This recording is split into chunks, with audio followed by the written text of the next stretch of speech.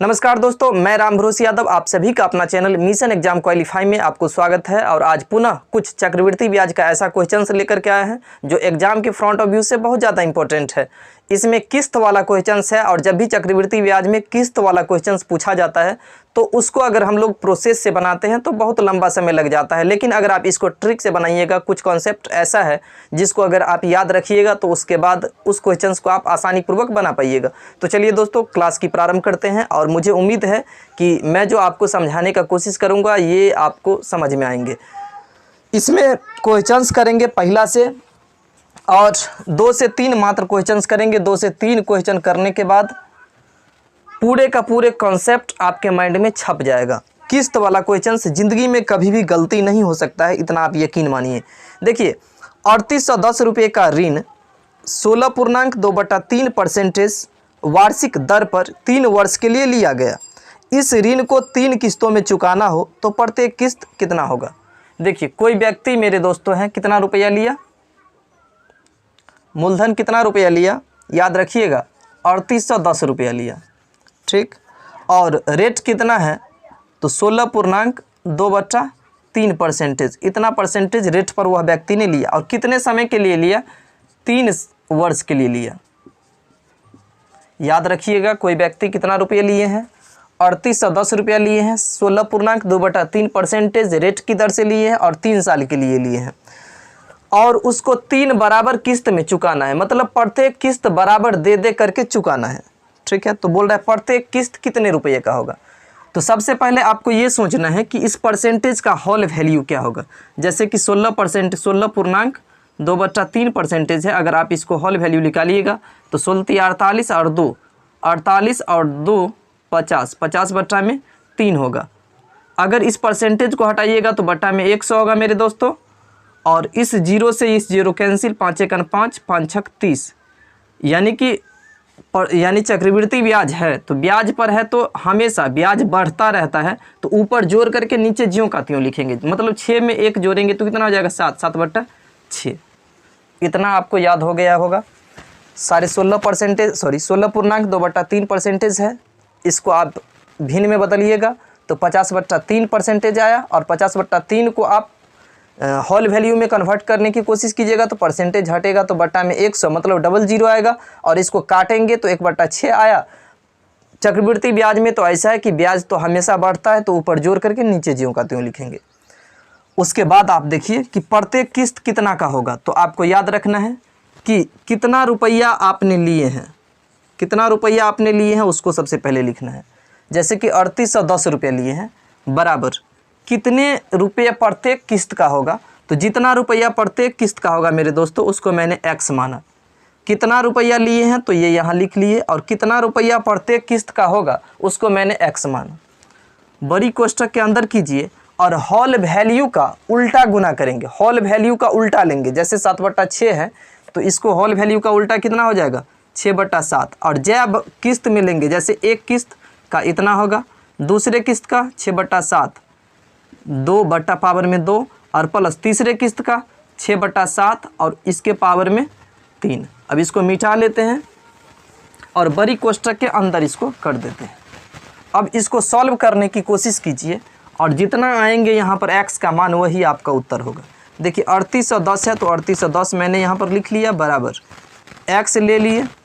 अब सोचिए यहाँ पर क्या कॉमन हो सकता है। देखिए 6/7, 6/7, 6/7 यहाँ मतलब प्रत्येक तीनों में है, बशर्ते कि फ़र्क ये है कि यहाँ पावर में 1 है, पावर में 2 है, पावर में 3 है। तो यहाँ पर 6/7 तो हम कॉमन ले सकते हैं आराम से। 6/7 अगर आप यहाँ से कॉमन ले लीजिएगा तो 6/7 के पावर 1 मतलब 6/7 हुआ। अगर उसमें से 1 मतलब 6/7 अगर ले ही लिए तो यहाँ पर क्या बचा 1 प्लस 6/7 का स्क्वायर है, उसमें से 6/7 एक पावर ले लिए हैं तो कितना बचा होगा 6/7 बचा होगा। प्लस 6/7 का पावर 3 है, उसमें से एक पावर मतलब 6/7 सिंगल ले लिए हैं तो कितना बचा होगा 6/7 के पावर में 2 बचा होगा। इतना बात आपको याद हुआ होगा।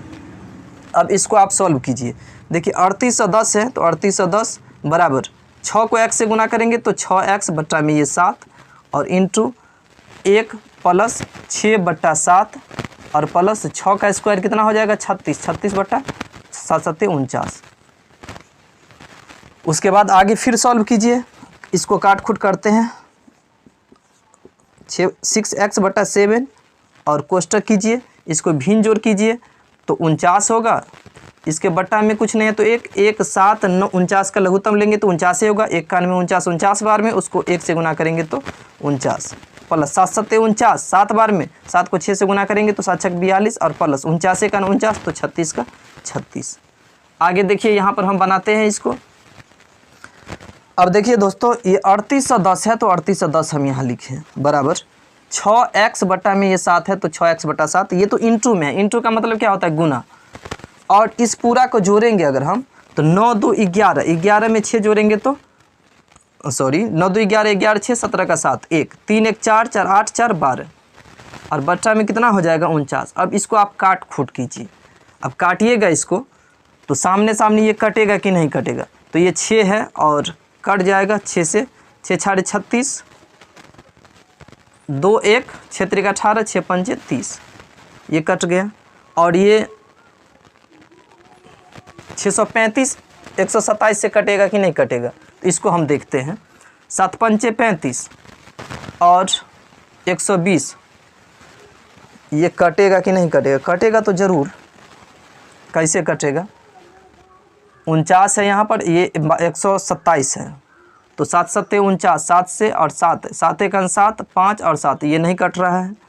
और 127 है और ये 635 है तो 127 7 5 35, हाँ कटेगा। देखिए 127 5 635 होगा, 127 5, देखिए 7 5 35 का 5 1 5 दूना 10 5 दूना 10 और 3 13 1 5 5 और 1 6 कट गया। अब x बराबर कितना होगा, क्रॉस गुना होगा, 5 को 7 से गुना करेंगे तो 35 और गुने ये 49। अब 35 को आप 49 से अब गुना कीजिए। अब 35 को 49 से गुना कीजिएगा, 5 नंबर 45 का 5 4 और 3 नंबर 27 27 और 4 तो 27 4 31, 5 चौका 20 के 0 2 और 3 चौका 12 13 14 5 1 4 3 7 1, मतलब 1715 रुपया। मतलब कितना हो जाएगा मेरे दोस्तों प्रत्येक किस्त 1715 रुपया। ये तो मैंने आपको बनाने का सिखाया है, समझाया है, इसीलिए इतना समय लगा है। काश अगर फास्ट में बनाते तो इतना समय नहीं लगता। और मुझे उम्मीद है कि अगर आप इसको इस तरीके से बनाइएगा एग्ज़ाम में, मतलब मैक्सिमम बच्चा इसको छोड़ करके ही आ जाता है। जब भी इस तरह की क्वेश्चंस देखता है उसको छोड़ देता है। लेकिन जब भी आपके एग्ज़ाम में किस्त वाला क्वेश्चंस 3 साल का हो या 2 साल का हो या 4 साल का हो या 5 साल का, उससे कोई फ़र्क नहीं पड़ता है। वैसे 2 साल 3 साल का दिया जाता है। और मुझे आशा है कि यदि आप इस तरह से इसको बनाइएगा तो आप इसको बहुत कम समय में सॉल्व कर लीजिएगा। तो चलिए दोस्तों अगला क्वेश्चंस को देखते हैं। अगर इस तरह से 2-3 क्वेश्चंस को अगर आप देख लीजिएगा तो एक भी क्वेश्चंस आपके एग्जाम में इस टाइप का नहीं छूटेगा। क्वेश्चन नंबर 2 देखिए, क्वेश्चंस है यानी कि 7620 रुपया का ऋण 16.2/3% वार्षिक दर से 3 वर्ष के लिए लिया जाता है। इस ऋण को 3 बराबर किस्तों में चुकाना है तो प्रत्येक किस्त कितना का होगा। सोचिए कितना रुपया लिया गया है, पी का मान कितना होगा तो 7620, कितना रुपया लिया।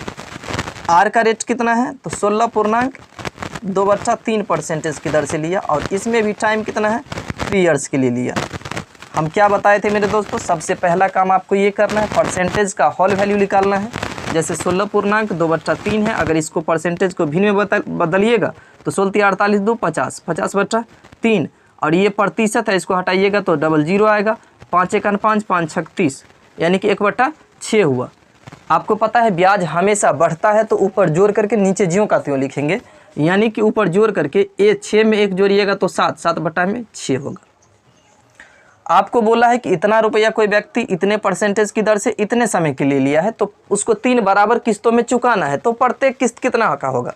तो ये देखिए हम क्या बोले थे कि प्रत्येक किस्त कितना का होगा, तो कितना रुपया आप ये उधार लिए हैं तो 7620 रुपया लिए हैं बराबर कितने किस्तों में चुकाना, प्रत्येक किस्त कितना का होगा तो x मैंने माना और बड़ी कॉस्ट लिए और होल वैल्यू का उल्टा गुना करेंगे। जैसे 7/6 है तो 6/7 और जय बराबर किस्तों में लेगा, पावर में उतना तक चलेंगे।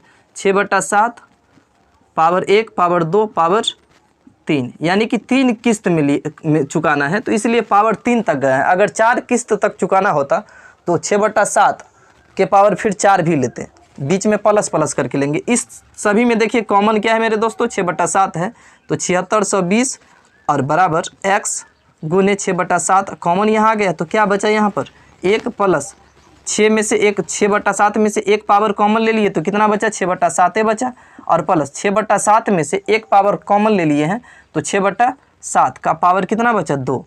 अब इसको पुनः सॉल्व कीजिए, 7620 और बराबर 6 को x से गुना करेंगे तो 6x और बट्टा में 7 और 1 प्लस 6/7 और प्लस 6 छाड़े 36 और बट्टा में मेरे दोस्तों 49 होगा। अब इसको आप भिन्न जोड़ कीजिए, तो 7620 बराबर 6x/7 और यहाँ पर देखिए फिर 49 एलसीएम होगा, और यहाँ पर कुछ नहीं तो एक कान में 49 बार में उसको 1 से गुना करेंगे 49 प्लस 7 7 49 तो 7 42 प्लस 36। फिर अब इसको सॉल्व कीजिए, इसको हटा लेते हैं और फिर यहाँ पर इसको बनाते हैं 7620 और बराबर 6x/7। देखिए पूरे कोष्टक के पीछे 6x/7 है तो कोष्टक के पीछे इतना है, इसका मतलब गुना है। इस सभी को जोड़िएगा, 9 2 11 6 17 का 7 1 3 1 4 4 8 4 12 बट्टा में हो गया 49। अब इसको काट खूट कीजिए, 7620 को सामने सामने का मतलब भागा होता है, 6 1 6 और 6 1 6 6 2 12 4 2 6 7 42 0 कट गया। इसको काटिएगा 127 का 127 127 दाहिन का 1270 10 बार में कटेगा, और कोना कोनी गुना कीजिएगा तो देखिए 10 को 7 से गुना करेंगे तो 70 होगा, और 70 को आप 49 से गुना कीजिए, 70 को आप 49 से गुना कीजिएगा, 0 को 9 से 9 और 7 9 63 0 और 7 चौक 28 0 3 8 6 14 और 2 1 3 यानी कि 3430 रुपये आया। 3430 ऑप्शन में है, जो कि ऑप्शन नंबर आपका बी में है। मुझे आशा है कि ये भी आपको समझ में आया होगा। जब भी आपके एग्जाम में इस तरह का क्वेश्चंस आता है तो आप उसको इसी प्रोसेस से बनाइए, अदरवाइज अगर आपको डीपली जाकर के बनाइएगा तो उसमें समय भी आपका ज़्यादा लगेगा और पता चलेगा बना भी नहीं। तो चलिए इसके बाद अगला क्वेश्चंस को देखते हैं। क्वेश्चन नंबर 3,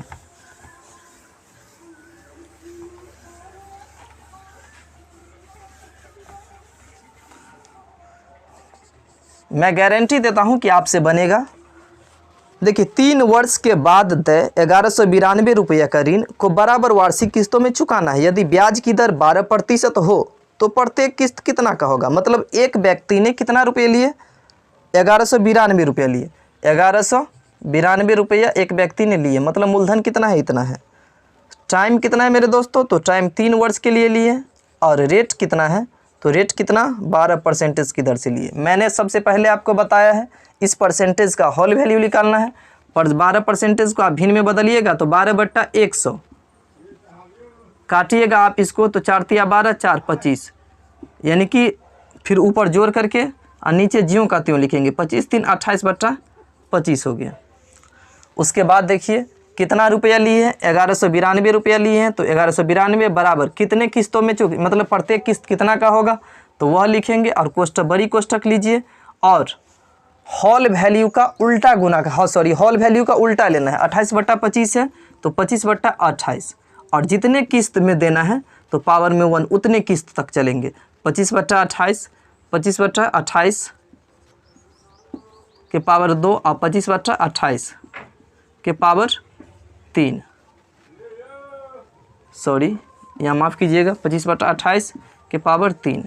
अब चलिए देखिए इसमें क्या कॉमन है, तो 25/28 कॉमन है, तो 1192 बराबर x इंटू 25/28 कॉमन है, तो ले लिए कॉमन। क्या बचा इसमें से, 25/28 में से के पावर 1 है तो इसमें से एक कॉमन ले लिए तो 25/28 से बचा, 25/28 से, तो यहाँ 1 प्लस 25/28 पावर में 2 था, एक पावर ले ही लिए, और प्लस 25/28 का पावर 3 है, 25/28 पावर 1 कॉमन ले लिए हैं तो 25/28 का पावर में बचा मेरे दोस्तों 2। अब उसके बाद फिर सॉल्व कीजिए, 1192 और बराबर 25 को x से गुना करेंगे तो 25x/28, और इसको सॉल्व कीजिए तो 1 बटा में कुछ नहीं है तो 1 प्लस 25/28 और प्लस 25 का स्क्वायर कितना हो जाएगा 625 और 28 का 784 होगा।